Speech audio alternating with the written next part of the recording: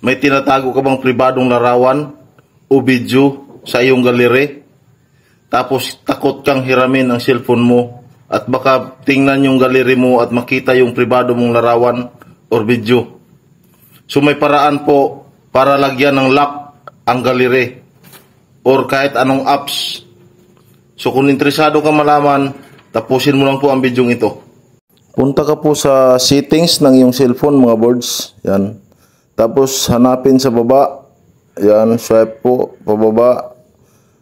Apps. So ayun lang. Pindutin lang po yan. Tapos dito mapupunta kayo. Makikita nyo sa pinakababa, app lock. So pindutin nyo lang po yan mga boards. So dito po mga boards magsasuggest sa inyo ng pattern or fingerprint. So pwede nyo pong pilian kagaya nito. Sa akin pattern.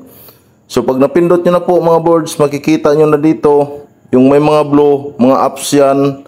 Ibig sabihin yan may mga lock na po yan. So hanapin nyo lang po sa baba kung anong gusto nyong lagyan ng lock. Kagaya po nito, gallery. Ayan, pindutin nyo lang po yan dito. Dyan para mag-blow. So ibig sabihin po nyan, pag nag-blow na, ay mayroon na po yung lock or up lock. So ganun lang kasimple mga boards.